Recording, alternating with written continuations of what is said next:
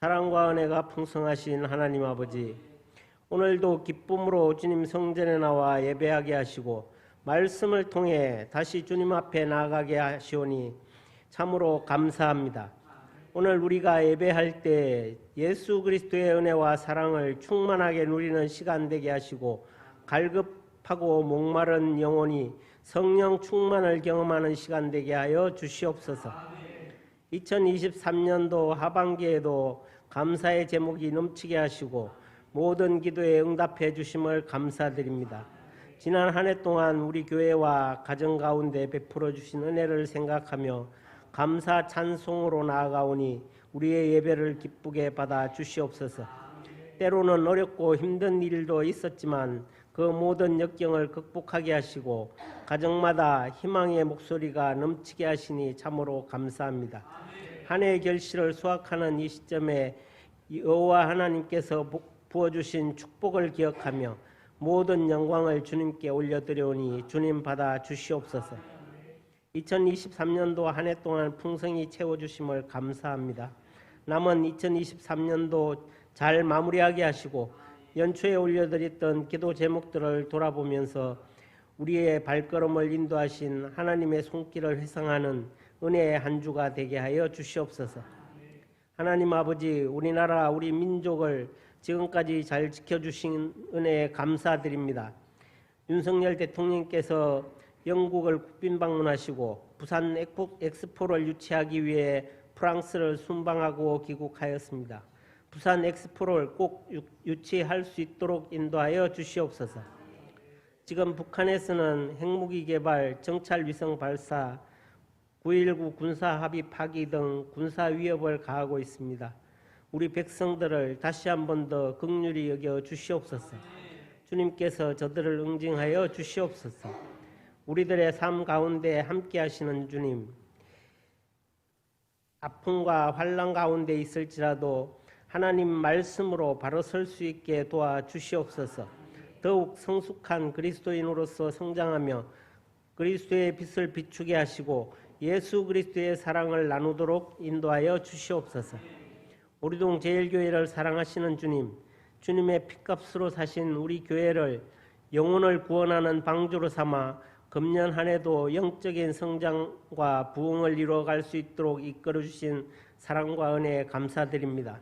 한 해를 시작하며 계획했던 많은 일들이 주님 앞에 선한 결과들로 마무리되게 하시고 아직 응답받지 않은 기도 제목들이 남아있다면 더욱 기도에 힘써 주님 주시는 은혜와 하나님의 역사하심으로 온전히 해결받는 저희들이 되게 하여 주시옵소서.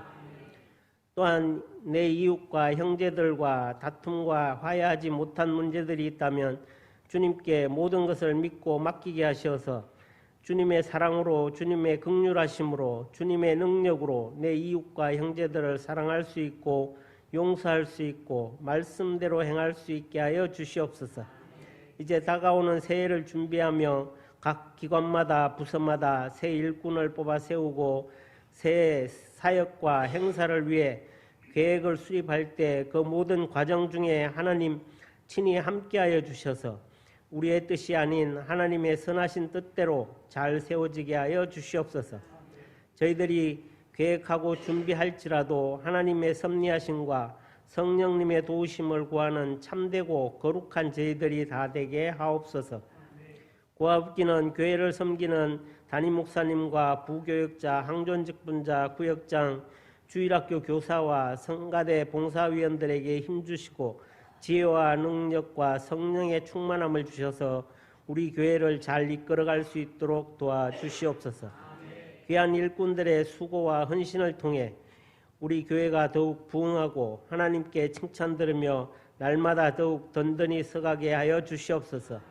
또한 주님을 섬기는 각 가정마다 항상 하나님이 임재하셔서 매사를 축복하여 주시옵소서. 또한 주님의 자녀들이 하나님의 말씀대로 살아서 승리하도록 인도하여 주시옵소서.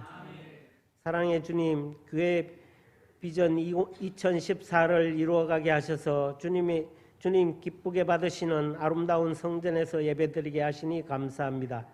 이제 비어있는 자리를 다 차고 넘치도록 우리 모두가 전도에 열심을 다하고 합심하여 기도하여 하루속히 헌당에 이루어지게 하여 주시옵소서. 오늘 찬양 예배는 찬양대 헌신 예배로 드립니다. 찬양대 헌신을 주님 기쁘게 받아주시고 목사님의 말씀에 은혜 받는 시간 되게 하여 주시옵소서. 이 시간 살아계신 하나님의 말씀을 대언하실 담임 목사님을 위해 기도합니다.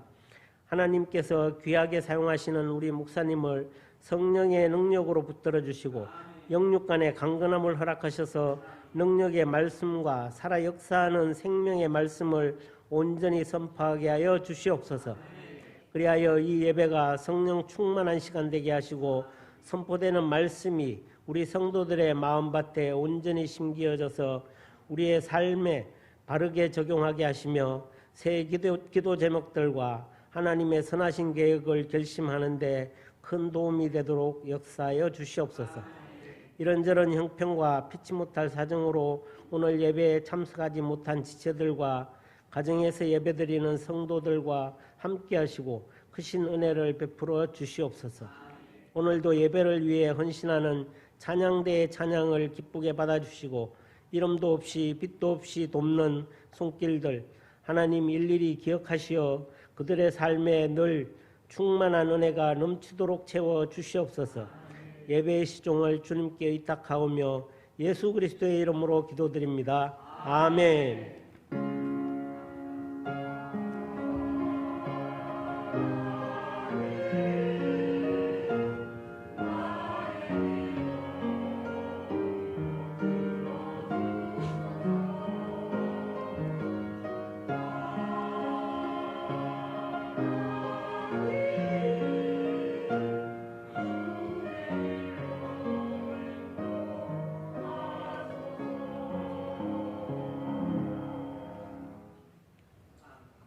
이 시간 우리에게 주신 하나님의 말씀은 마태복음 25장 31절에서 46절 말씀입니다. 마태복음 25장 31절에서 46절까지 말씀입니다. 봉독하겠습니다. 인자가 자기 영광으로 모든 천사와 함께 올 때에 자기 영광의 보좌에 앉으리니 모든 민족을 그 앞에 모으고 각각 구분하기를 목자가 양과 염소를 구분하는 것 같이 하여 양은 그 오른편에 염소는 왼편에 두리라. 그때 임금이 그 오른편에 있는 자들에게 이르시되 내 아버지께 복받을 자들이여 나와 창세로부터 너희를 위하여 예비된 나라를 상속받으라. 내가 줄일 때에 너희가 먹을 것을 주었고 목마를 때에 마시게 하였고 나그네 되었을 때에 영접하였고 헐벗었을 때에 옷을 입혔고 병들었을 때에 돌보았고 옥에 갇혔을 때에 와서 보았느니라. 이에 의인들이 대답하여 이르되 주여 우리가 어느 때에 주께서 줄이신 것을 보고 음식을 대접하였으며 목마르신 것을 보고 마시게 하였나이까. 어느 때에 나그네 되신 것을 보고 영접하였으며 헐벗으신 것을 보고 옷 입혔나이까. 어느 때에 병드신 것이나 옥에 갇히신 것을 보고 가서 배웠나이까 하리니 임금이 대답하여 이르시되 내가 진실로 너희에게 이르노니 너희가 여기 내 형제 중에 지극히 작은 자 하나에게 한 것이 곧 내게 한 것이니라 하시고 또 왼편에 있는 자들에게 이르시되 저주를 받은 자들아 나를 떠나 마귀와 그 사자들을 위하여 예비된 영원한 불에 들어가라. 내가 줄일 때에 너희가 먹을 것을 주지 아니하였고 목마를 때에 마시게 하지 아니하였고 나그네 되었을 때에 영접하지 아니하였고 헐벗었을 때에 옷 입히지 아니하였고 병들었을 때에 옥에 갇혔을 때에 돌보지 아니하였느니라 하시니 그들도 대답하여 이르되 주여 우리가 어느 때에 주께서 줄이신 것이나 목마르신 것이나 나그네 되신 것이나 헐벗으신 것이나 병드신 것이나 옥에 갇히신 것을 보고 공양하지 아니하더이까. 이에 임금이 대답하여 이르시되 내가 진실로 너희에게 이르노니 이 지극히 작은 자 하나에게 하지 아니한 것이 곧 내게 하지 아니한 것이니라 하시리니 그들은 영벌에 의인들은 영생에 들어가리라 하시니라. 아멘. 이는 하나님의 말씀입니다. 교회력으로 오늘이 2023년의 마지막 주일입니다. 이제 다음 주일 대림절 첫 번째 주일로 우리가 지키게 되어지는데, 교회력의 시작은 대림절부터 시작이 되어집니다. 2023년 올 한 해 1년 동안 여러 모습으로 수고하신 여러분 모두를 축복합니다. 열심히 살아오신 것과 같이 또 열심히 살아가심으로 하나님의 약속된 복과 더불어 인생 가운데 여러분들이 이루고자 하는 모든 일들을 후회 없이 다 이루며 살아가는 축복된 하나님의 거룩한 백성들 다 되어지기를 소망합니다.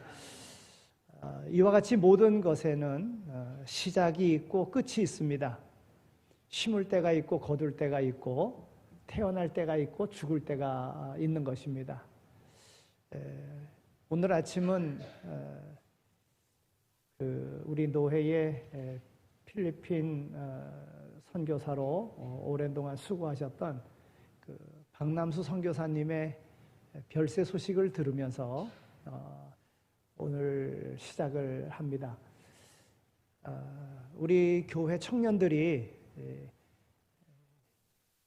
단기 선교를 갔었던 그런 곳이기도 하고, 목사님이 저랑 연배가 같아서 좀 관심도 많이 있었던 그러한 선교지이기도 합니다. 얼마 전에 암이 이렇게 막 퍼져가지고 식도에까지, 그래서 밥 먹는 것도 못 먹는 이러한 여러 상황의 어려움 속에 기도 부탁한다고 문자가 왔었는데, 오늘은 별세의 그런 소식을 접하게 되었습니다. 박남수 선교사님은 노회 파송 선교사로서 또 필리핀의 귀한 일들을 많이 하셨고, 또 초등학교 교사를 하다가 하나님의 부르심을 받아 선교사로서 사역을 하신 분이시기에 그 모든 사역의 마침에 있어서 아직 70도 안 돼서 이렇게 하나님의 부름을 받았지만, 그래도 많은 사람들이 그래도 선교를 잘한, 성공적인 선교를 하신 그런 목사님으로 이렇게 많이 아쉬워하는 것을 볼 때에 진정 하나님의 크신 상급을 받은 그런 선교사님이다, 이렇게 생각을 해봅니다. 이와 같이 사람이 이 세상 태어나가지고 언젠가는 죽게 되어져 있습니다. 또 이 세상 역시도 하나님의 창조 속에 하나님께서 예비하신 영원한 하나님의 나라가 있는 것을 우리는 소망하며 우리의 믿음의 길을 우리가 걸어갑니다. 마태복음 24장에 있는 말씀은 마지막 때가 있다. 그래서 마지막 때에는 이런 징조들이 있을 것이다, 이렇게 말씀을 하시고, 그리고 오늘 25장에서는 그러면 마지막 때를 어떻게 살아가야 되느냐. 그래서 마지막 때를 살아가는 이들에게 비유로서 열처녀의 비유, 달란트의 비유, 그리고 양과 염소의 비유를 이렇게 말씀해 주고 있는 것을 우리가 보게 됩니다. 우리 예수님께서는 마지막 때에 나타날 징조에 대해서 거짓 선지자들과 거짓 그리스도가 많이 나타날 것이다, 그랬습니다. 어찌 보면 유독 우리나라에 정말 거짓 그리스도가 정말 많이 나타나는 이단들이 정말 많이 있는 것을 보게 됩니다. 또 민족이 민족을 대적하여 싸우는 일이 일어날 것이다, 그랬습니다. 러시아와 아프가니스탄의 그러한 그 전쟁, 또 이스라엘과 하마스와의 그런 전쟁, 사실 이 중동의 이 전쟁은 형제간의 전쟁입니다.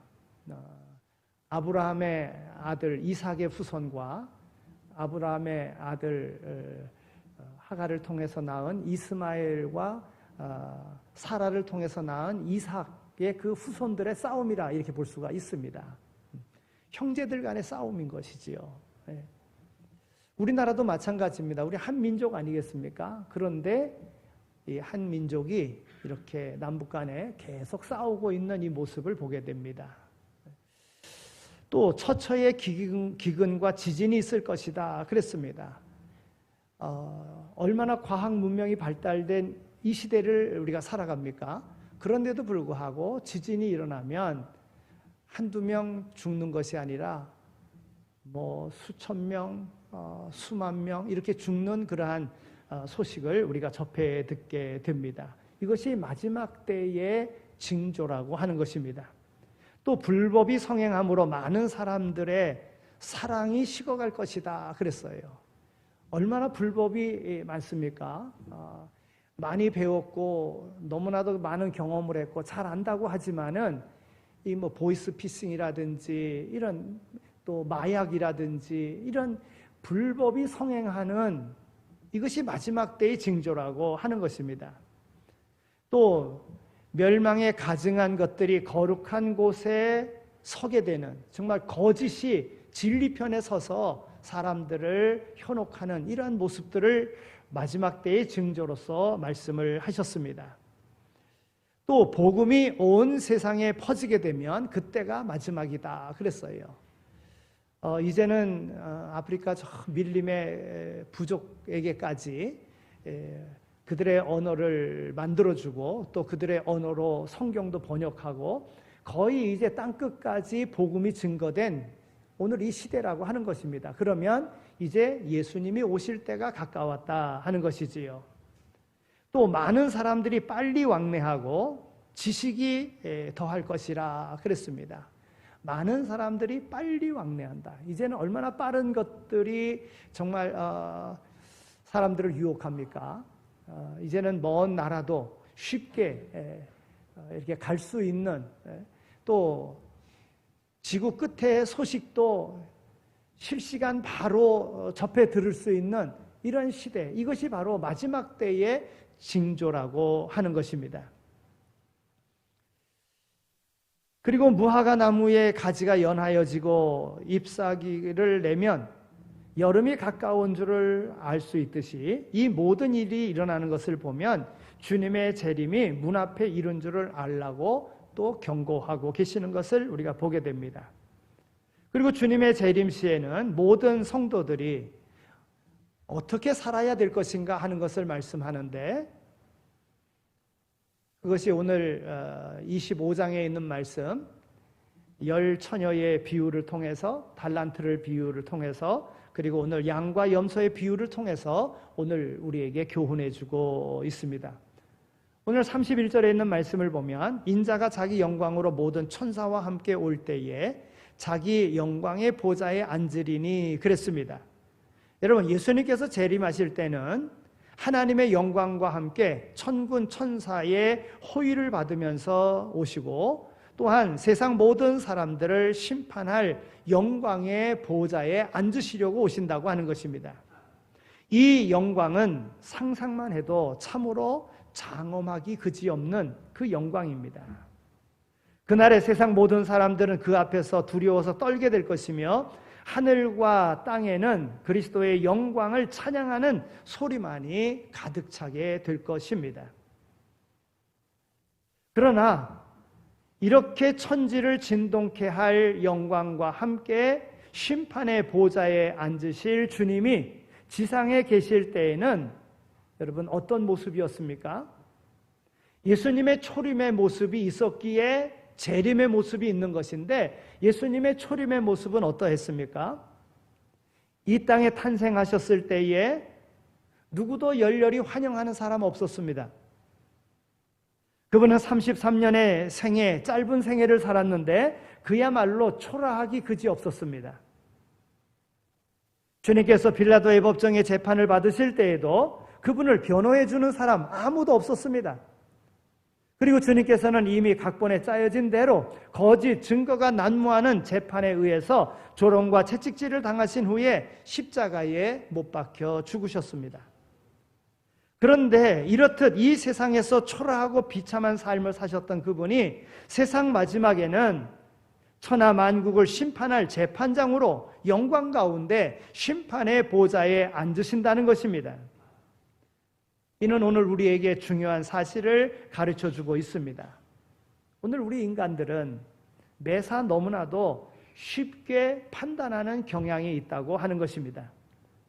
그래서 한 사람이 인생을 평가할 때도 어느 누가 재물이나 명성이나 권력 등을 조금만 얻었으면 이내 성공한 인생이라고 이야기합니다. 그리고 그 반대의 경우에는 쉽사리 실패한 인생이라고 낙인 찍는 것이 오늘 우리의 모습이라 하는 것입니다. 그렇지만 이 땅에서 가장 실패한 삶을 살았던 것처럼 보였던 우리 주님은 세상 마지막 날에 그 누구도 따를 수 없는 영광의 자리에 앉아 세상을 심판할 것이며, 반대로 이 땅에서 권세의 자리에 앉아 있어 주님을 재판하던 자들은 두려움과 공포 속에서 주님의 처신만을 기다리는 그러한 신세가 되고 만다는 것입니다. 그러므로 우리는 이상의 사실에서 한 사람의 삶에 대한 진정한 평가는 이 땅에서 내려지는 것이 아니라 세상 마지막 날, 즉 주님의 재림 때에 결정된다는 사실을 오늘 우리가 알아야 된다 하는 것입니다. 오늘 32절에 있는 말씀을 보면 모든 민족을 그 앞에 모으고 각각 분별하기를 목자가 양과 염소를 구분하는 것 같이 하여 그랬어요. 모든 민족 가운데는 이스라엘도 있을 것이고 하나님을 신실하게 믿던 성도들도 있을 것입니다. 거기엔 백인도 있을 것이고 황인종도 있을 것이고 피부가 검은 흑인종들도 있을 것입니다. 나라별로 보자면 강한 강대국의 국민도 있을 것이고 약소국의 국민들도 있을 것입니다. 주님의 재림이 있기 전에는 나라별로 민족별로 혹은 우세하고 혹은 열등감에 빠져 지내왔지만 주님의 보좌 앞에서 모든 민족은 한결같이 평등한 입장으로 주님의 공의의 심판대 앞에 서게 된다 하는 것입니다. 그리고는 양과 염소를 분별함과 같이 나누는 것과 같이 천국에 갈 사람과 심판받을 사람을 구분하신다고 하는 겁니다. 주님의 공의의 보좌 앞에 모여든 모든 민족을 주님께서는 목자가 양과 염소를 구분하는 것과 같이 양은 오른편에 염소는 왼편에 두리라고 말씀하고 계십니다. 주님께서 다시 오실 때 그날에는 두 사람이 밭에 있음에 하나는 데려감을 당하고 하나는 버려둠을 당하게 될 것입니다. 두 여자가 매를 갈매 하나는 데려감을 당하고 하나는 버려둠을 당하는 그러한 분리가 있을 것을 경고하셨습니다. 농부가 곡식 가운데에 알곡과 가라지를 구별하는 것과 같이 어부가 그 그물에 잡힌 고기를 나쁜 고기와 좋은 고기를 구별하여 내는 것과 같이 영원한 분리가 있을 것임을 경고하고 계시는 것입니다. 열 처녀의 비유를 통해서 보더라도 슬기로운 다섯 처녀와 미련한 다섯 처녀가 분리됩니다. 달란트의 비유를 통해서도 충성된 종과 악한 그러한 무리의 종들이 분리가 되어집니다. 그리고 오늘 본문 말씀을 통해서도 양과 같은 성도와 염소와 같은 이들이 분리되어지는 것을 오늘 우리에게 말씀해 주고 있습니다. 이러한 주님의 심판은 철저하고도 공의롭게 진행될 것입니다. 그래서 아무도 이의를 제기하지 못하고 승복할 수밖에 없으며 예수 그리스도의 위엄 앞에 굴복하고 말 것입니다. 그러면 오늘 문제는 우리입니다. 그러면 나는 양의 편에 설 것인가 아니면 염소의 편에 설 것인가 하는 거예요.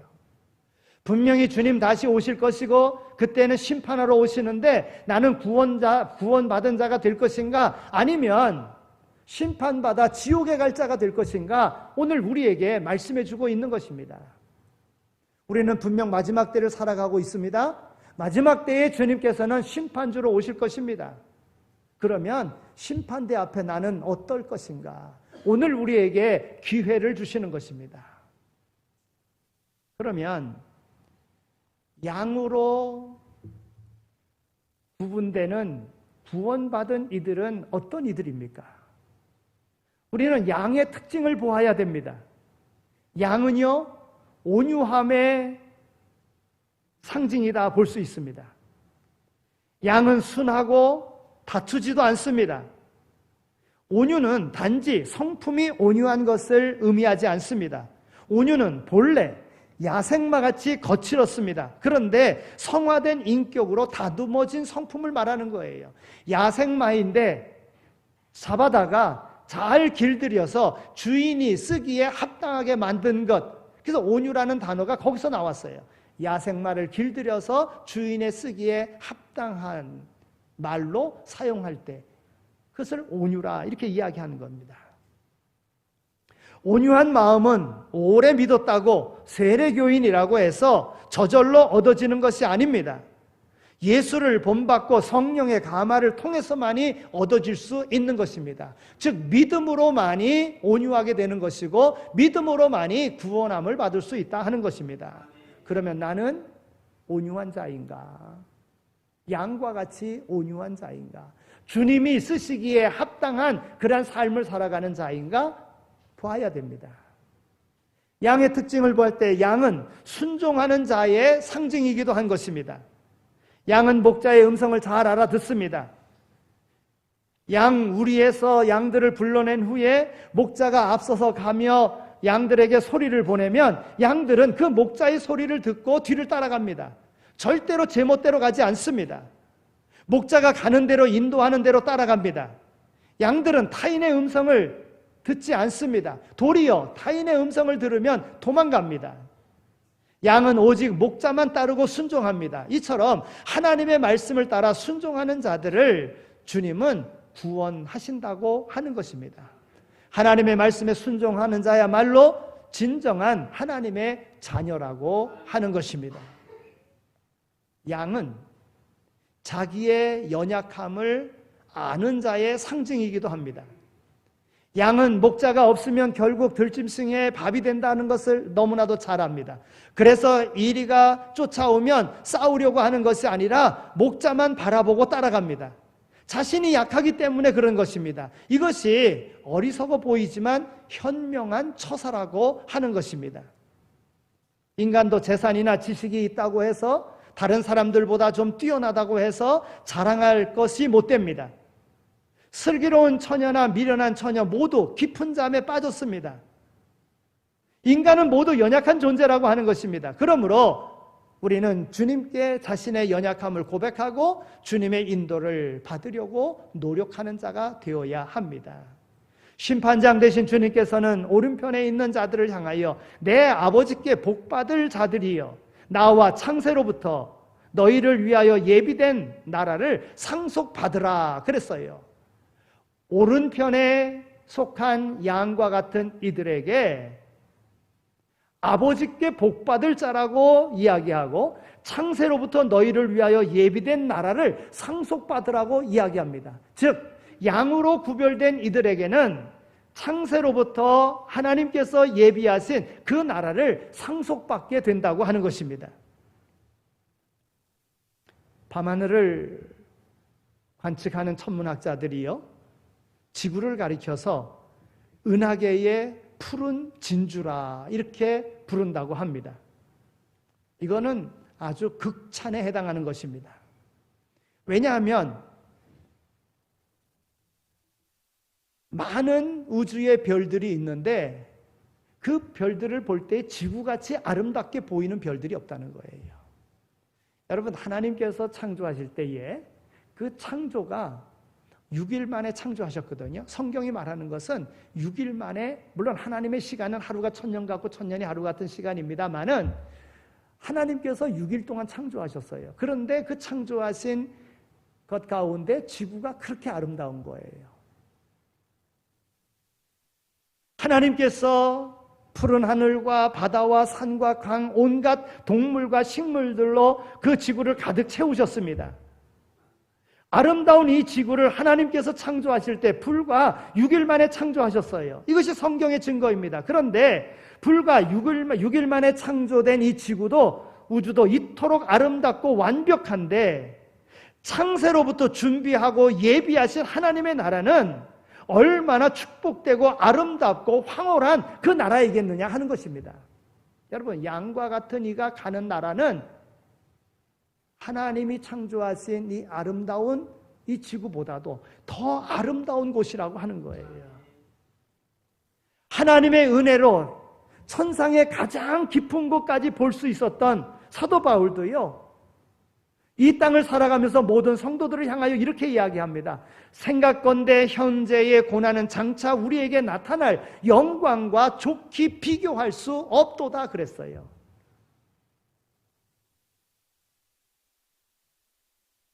우리 예수님께서도 요한복음 14장 1절에서 3절에 있는 말씀을 보면 고난을 얘기하시고 그 고난을 이야기하신 다음에 두려워하고 있는 이들에게 예수님께서 예비된 나라가 있음을 말씀하셨어요.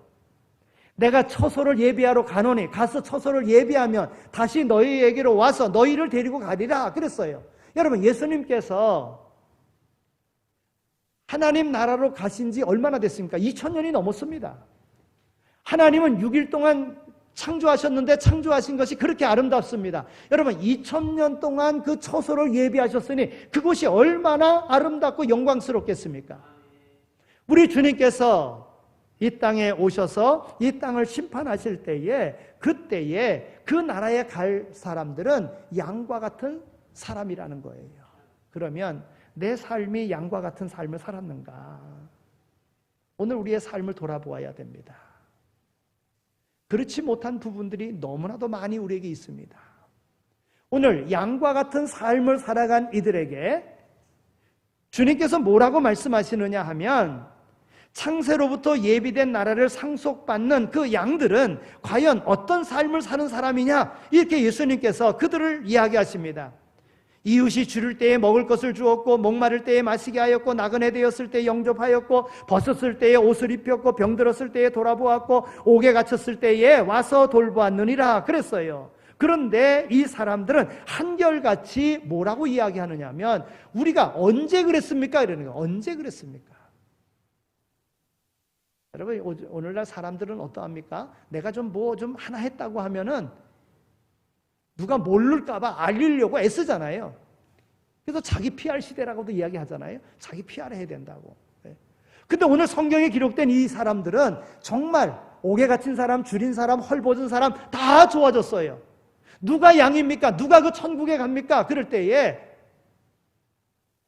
이와 같은 일을 행한 사람이다. 그랬을 때에 우리가 언제 그렇게 했습니까? 이렇게 이야기한다는 거예요. 우리가 언제 그렇게 했습니까? 자기들이 수고하고 애썼음에도 불구하고 봉사에 대해서 기억도 하지 않는 겁니다. 당연한 것으로 생각하기 때문에 그런 거 아니겠어요?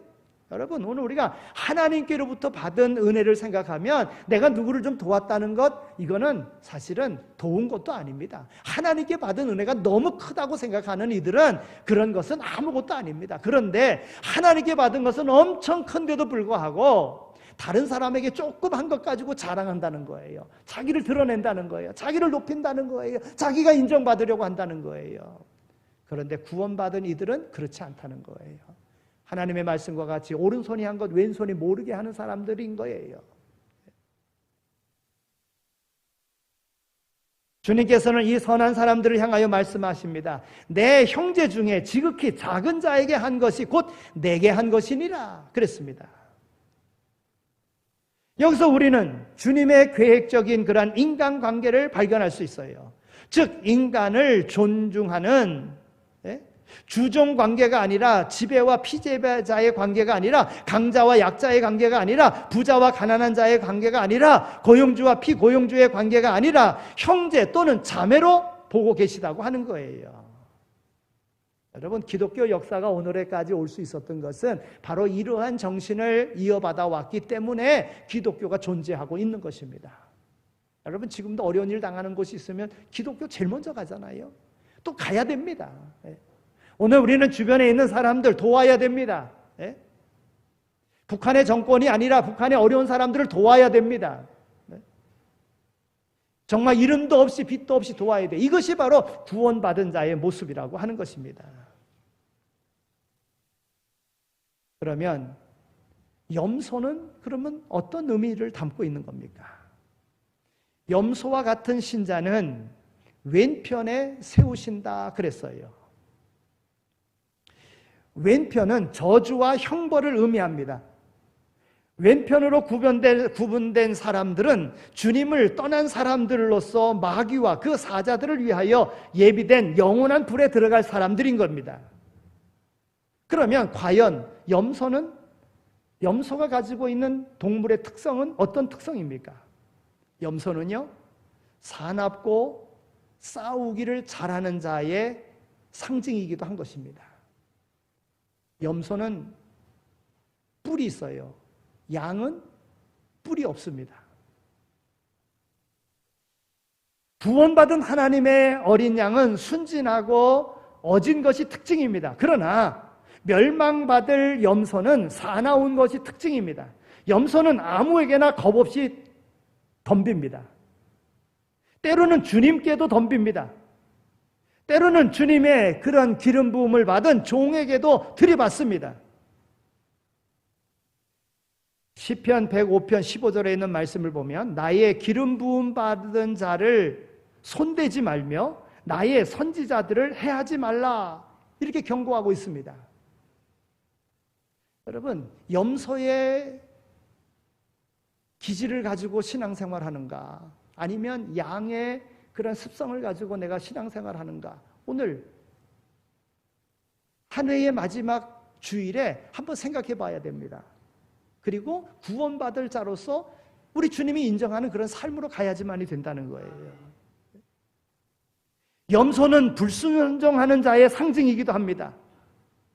양은 성질이 순해서 수천 마리일지라도 목자가 인도하는 대로 따라갑니다. 그러나 염소는 제멋대로 갑니다. 그래서 목을 메어서 잡아당겨야지만이, 목을 메어 끌고 가야지만이 되는 그런 짐승입니다. 목을 매서 잡아당겨도요, 버팁니다. 염소의 특징은 고집입니다. 고집. 앞에서 목에 걸린 그 줄을 끊으려고, 그리고 자기 마음대로 가려고, 그리고는 그 줄 끊어지면 높은 곳을 향하여 그냥 올라갑니다. 그리고 별로 잘난 그런 모습도 아닌데도 불구하고 소리내면서 나를 알아달라고, 이게 바로 염소의 모습이라고 하는 거예요. 제가 초등학교 3학년 때 저희 아버님이 염소를 길렀어요. 잡아먹으려고. 애완용으로 기른 게 아니라 그때는 돼지도 기르고 개도 기르고 뭐 염소도 기르고, 그때는 다 식용으로 쓰려고 그렇게 길렀던 겁니다. 그때는 먹을 것이 별로 없으니까는, 영양분 되는 게. 근데 또 염소를 길렀어요. 근데 그 몫이 제가 3학년 되면서는 이제 제 몫이 됐어요. 나가서 풀 뜯어 먹게끔 하려고 갖다 내다가 매야 되고, 그리고 저녁에는 또 끌고 와야 되고.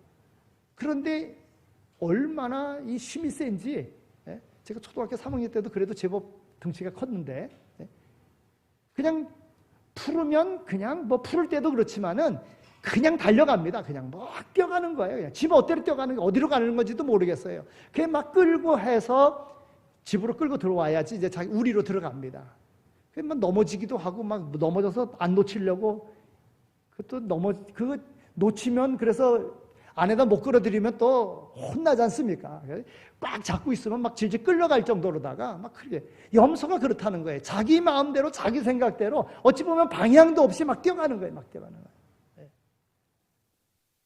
염소는 바로 불순종의 상징이라고 하는 거예요. 불순종의 상징. 그냥 대놓고 무조건 불순종하는 겁니다. 옳은데도 불구하고 불순종하는 거예요. 이게 염소의 모습이라고 하는 거예요. 교회 안에도 이런 사람들이 있습니다. 말씀대로 하지 않고 자기 뜻대로 하는 사람들입니다. 이들은 다른 사람들의 의견에 대해서도 안한무인격입니다. 자기 주장대로 하려고 합니다. 그래서 항상 그 사람만 있으면 좌충우돌합니다. 여러분, 항상 하나님의 말씀으로 갈 수 있어야 된다고 하는 겁니다. 또 염소의 특징은요, 염소는 교만함의 상징입니다.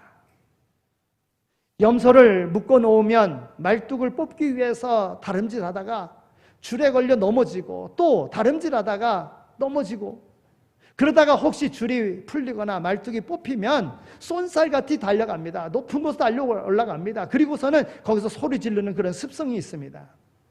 다른 동물들이 자기를 쳐다보도록 하기 위한 것이지요. 별 볼품도 없는데도 불구하고 자기 모습을 자랑하는 것이지요. 어린 양 같은 신자는요, 하나님 앞에서나 사람 앞에서 겸손한 것이 특징입니다. 그러나 염소는 그의 언행이 항상 교만합니다. 자기만이 옳습니다.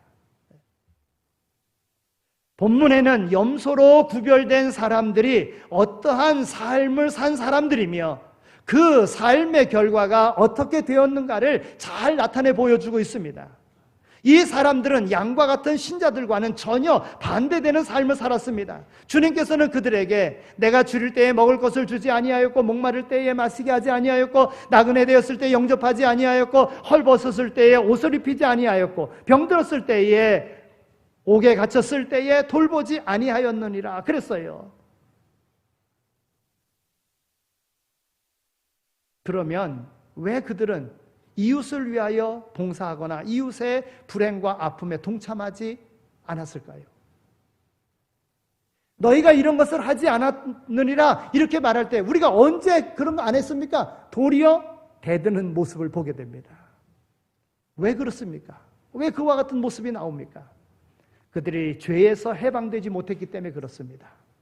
죄 아래 있는 인간은 본성은 철저하게 이기적입니다. 모든 것이 자기중심적입니다. 위선적입니다. 이것이 죄에서 해방되지 않은 인간의 모습이라고 하는 거예요. 서두에 말씀드린 대로 하나님께서 베풀으신 은혜를 생각한다면 그 은혜에 자신의 공로는 보이지도 않는 공로라는 거예요.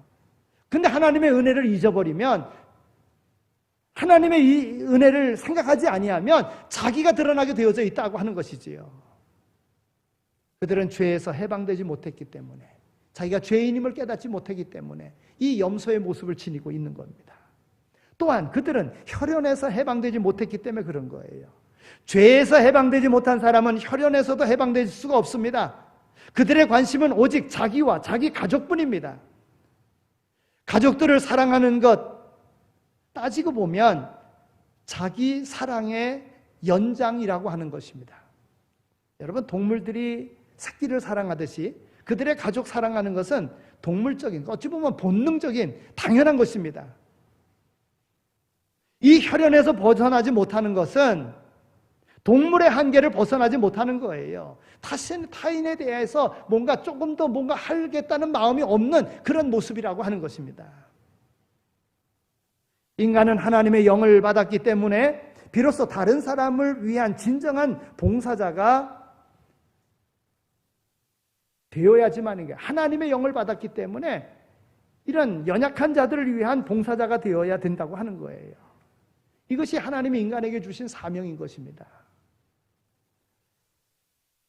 독일 사람 슈바이처가요, 아프리카 흑인들의 친구로서 평생을 봉사하며 살았어요. 독일 사람이 아프리카에 가가지고 평생을, 그는 최고의 그런 어떤 학문을 가지고 있는 사람이었습니다. 그런데도 불구하고 아프리카 그 오지에 가가지고 평생을 살았어요. 영국 사람 윌리엄 켈리는 인도로 첫 선교사가 되어서 나갔습니다. 인도도 어렵게 살거든요. 그 어려운 사람들에게 선교사로 나갔어요.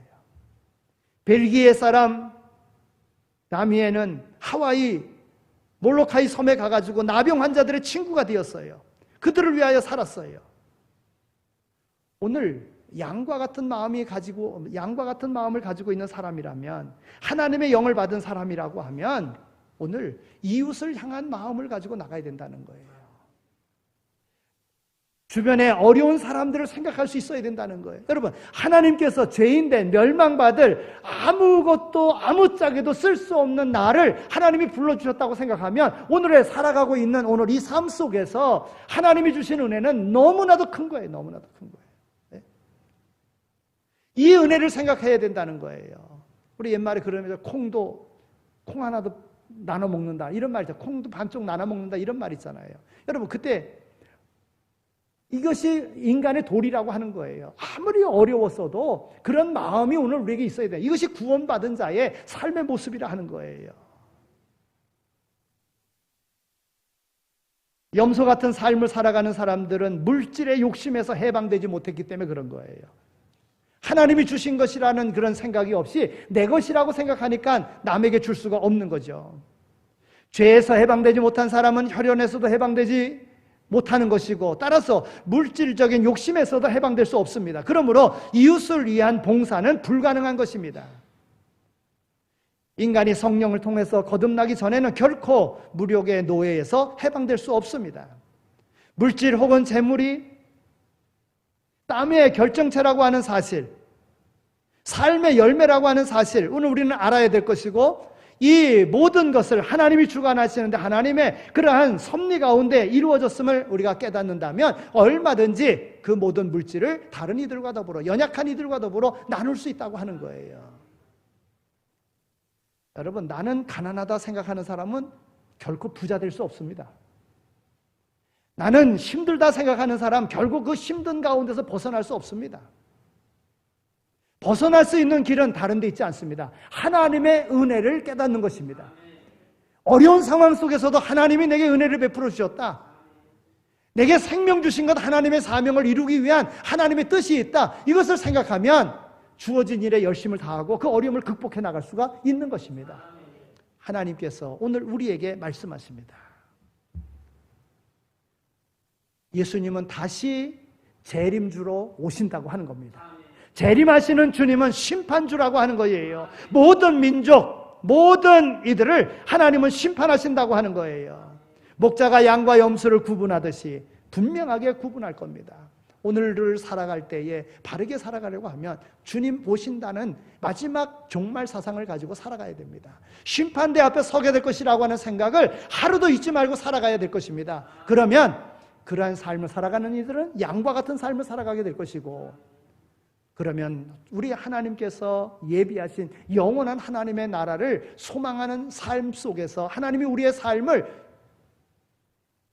우리가 생각하는 것보다 더 엄청난 것으로 채워주시는 그 은혜의 기쁨을 누리는 삶을 살아가게 될 줄로 믿습니다.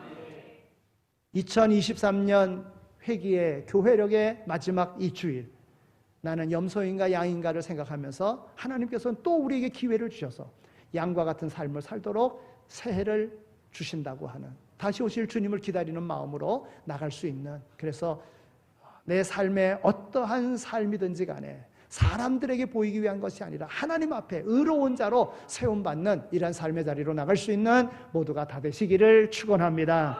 하나님 아버지 감사합니다. 1년 동안 주님의 은혜 가운데 살아오게 하여 주신 것 감사합니다. 그러나 우리의 삶 속에 미진했던 부분들이 있음을 깨닫습니다. 하나님께서 우리에게 기회로 주시는 또 새해에 소망 가운데 하나님의 뜻을 이루며 양과 같은 삶을 살아갈 수 있는 오늘 우리 모두 다 되게 하여 주옵소서. 하나님께서 오늘 우리를 심판하시기 위한 것이 아니라 오늘 우리에게 복 주시기 위해서 오늘 우리에게 기회로 주신 인생을 살아가는 줄 믿사오니, 오늘 우리의 인생을 내 인생으로가 아니라 하나님께서 우리에게 허락하신 사명자로서의 인생을 살아갈 수 있는 우리 모두 다 되게 하여 주옵소서. 감사합니다. 예수 그리스도의 이름으로 기도드립니다. 아멘. 이제는 우리 주 예수 그리스도의 은혜와 하나님 아버지의 극진하신 사랑하심과 성령님의 위로하시고 교통하심이 마지막 때를 분별하여 깨닫고 영원한 하나님의 나라를 상속받을 자로서 우리에게 주어진 모든 일 충성되이 잘 감당할 것을 마음에 다짐하며 세상으로 나가는 이 자리에 참여한 모든 이들 가운데, 삶의 터전 가운데 오르동 제1교회 위에 이제로 영원히 함께 하시길 간절히 축원하옵나이다. 아멘.